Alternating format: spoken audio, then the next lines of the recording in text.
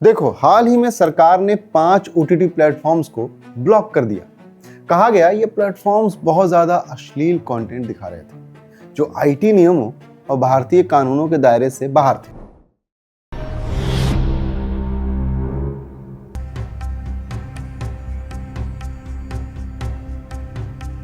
अब जैसे ही ऐसी खबर आती है, सोशल मीडिया दो हिस्सों में बंट जाता है। कुछ लोग कहते हैं सही हुआ, समाज को बचाना जरूरी है। कुछ कहते हैं यह व्यक्तिगत आजादी का मामला है। लेकिन सच बोलूं तो असली सवाल इन दोनों से अलग है। असली सवाल यह है कि अगर इतनी सख्ती करनी पड़ रही है तो डिमांड कितनी बड़ी है, और अगर डिमांड है तो लोग आखिर देखते क्यों हैं। नमस्ते, मेरा नाम है करुणेश और आप देख रहे हैं बजट बट्टू दुनिया का स्पेशल एपिसोड देश कनेक्ट। सीधी बात है भाई, इंसान जिज्ञासु होता है, खास करके युवा उम्र में तो और भी ज्यादा। जब उम्र 15 से 25 के बीच होती है तो शरीर भी बदल रहा होता है और दिमाग भी नई चीजें जानना चाहता है।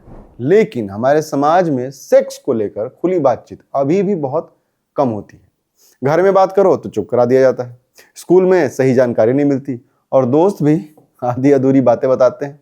ऐसे में मोबाइल ही असली टीचर बन जाता है। इंटरनेट सब कुछ तुरंत दिखा देता है। एक क्लिक में वो दुनिया सामने होती है जिसके बारे में बात तक करने में झिझक होती है। एक स्टडी में लगभग 276 छात्रों से पूछा गया कि वे पॉर्न क्यों देखते हैं। जवाब में सबसे बड़ी वजह यही थी कि जिज्ञासा और सेक्स ड्राइव नेचुरल है। लोग जानना चाहते हैं, समझना चाहते हैं, अनुभव कैसा होता है ये देखना चाहते हैं। इसमें कोई बहुत बड़ी फिलॉसफी नहीं है, ये मानव स्वभाव का हिस्सा है। लेकिन मामला यहीं खत्म नहीं होता। कई युवाओं ने कहा कि वे इसे सीखने के लिए देखते हैं।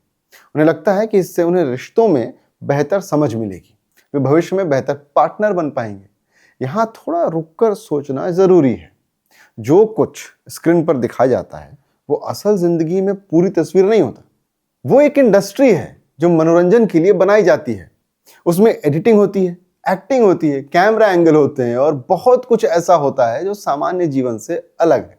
अगर कोई उसे पूरी सच्चाई मान ले तो बाद में निराशा हाथ लग सकती है। जैसे एक्शन फिल्म देखकर कोई असली जिंदगी में सुपर हीरो बनने निकले तो चोट ही खाएगा, वैसे ही यहां भी कल्पना और हकीकत में फर्क है। अब थोड़ा दिमाग की बात करते हैं, क्योंकि असली खेल यही होता है। जब हम कोई ऐसी चीज देखते हैं जिससे हमें आनंद मिलता है तो दिमाग में डोपामाइन नाम का एक केमिकल रिलीज होता है। यही हमें अच्छा महसूस कराता है। पॉर्न देखने पर भी यही होता है। दिमाग कहता है वाह, अच्छा लगा। अब अगर ये बार बार होने लगे तो दिमाग उस पैटर्न को पहचान लेता है। फिर वही अच्छा अच्छा महसूस करने के लिए इंसान बार बार उसकी तरफ जाता है। धीरे धीरे ये एक आदत बन सकती है। कुछ लोगों के लिए ये बस एक सामान्य आदत रहती है, लेकिन कुछ के लिए ये नियंत्रण से बाहर भी जा सकती है। यहीं से पॉर्न एडिक्शन वाली चर्चा शुरू हो जाती है। वैज्ञानिक दुनिया में इस शब्द को लेकर अभी भी बहस है। वर्ल्ड हेल्थ ऑर्गेनाइजेशन ने कंपल्सिव सेक्सुअल बिहेवियर डिसऑर्डर नाम से एक स्थिति को माना है जिसमें व्यक्ति अपने यौन व्यवहार को नियंत्रित नहीं कर पाता। लेकिन इसे शराब या ड्रग्स जैसी पारंपरिक लत वाली श्रेणी में नहीं रखा गया है। उसी तरह अमेरिकन साइकेट्रिक एसोसिएशन की किताबों में भी इसे सीधे एडिक्शन नहीं कहा गया। इसका मतलब ये नहीं कि समस्या है ही नहीं। इसका मतलब बस इतना है कि हर देखने वाला बीमार नहीं है, लेकिन कुछ लोगों को सच में दिक्कत होती है इस चीज से। समस्या तब मानी जाती है जब व्यक्ति खुद महसूस करे कि चीजें हाथ से निकल रही हैं। अगर रोज घंटों देखने लगे, पढ़ाई या काम प्रभावित होने लगे, असली रिश्तों में दिलचस्पी कम होने लगे और फिर भी वो रुक ना पाए, तो संकेत है कि मामला सिर्फ मनोरंजन का नहीं रह गया है, उससे आगे बढ़ चुका है। कई रिसर्च बताती है कि लगभग 8 से 13% लोगों में प्रॉब्लमेटिक यूज देखा गया है। भारत जैसे देश में जहां करोड़ों युवा इंटरनेट का उपयोग करते हैं, ये प्रतिशत छोटी संख्या नहीं है। लेकिन साथ ही ये भी सच है कि बहुत बड़ी संख्या ऐसे लोगों की भी है जो कभी कभार देखते हैं और उनकी जिंदगी पर खास असर नहीं पड़ता। इसलिए हर किसी को एक ही तराजू में तौलना ये भी ठीक नहीं है। अब एक और बात जो अक्सर छुपी रह जाती है वो है अकेलापन। कई बार असली कारण सेक्स ड्राइव से ज्यादा भावनात्मक खालीपन होता है। जब इंसान अकेला महसूस करता है या तनाव में होता है तो वह किसी आसान राहत की तलाश करता है। पॉर्न उस समय एक जल्दी मिलने वाला डिस्ट्रैक्शन बन जाता है। कुछ मिनटों के लिए दिमाग दूसरी दुनिया में चला जाता है, लेकिन बाद में वही अकेलापन वापस आ जाता है। अगर यह पैटर्न बार बार दोहराया जाए तो इंसान असली लोगों से दूरी बना सकता है और डिजिटल दुनिया में ज़्यादा समय बिताने लगेगा। रिश्तों पर इसका असर भी अलग अलग लोगों में अलग अलग होता है। कुछ लोग कहते हैं कि इससे उन्हें कोई खास फर्क नहीं पड़ता है, लेकिन कुछ मामलों में ये देखा गया कि लगातार वर्चुअल कंटेंट देखने से अपेक्षाएं बदल जाती हैं। जब असली जीवन उस कल्पना से मेल नहीं खाता तो निराशा पैदा हो सकती है। यहाँ संतुलन सबसे जरूरी चीज है। किसी भी चीज की अति, चाहे वो सोशल मीडिया हो, गेमिंग हो या पॉर्न, लंबे समय में समस्या ही बनती है। अब सवाल बनता है कि सरकार का बैन सही है या गलत। देखो, सरकार का काम है कानून के हिसाब से प्लेटफॉर्म्स को नियंत्रित करना।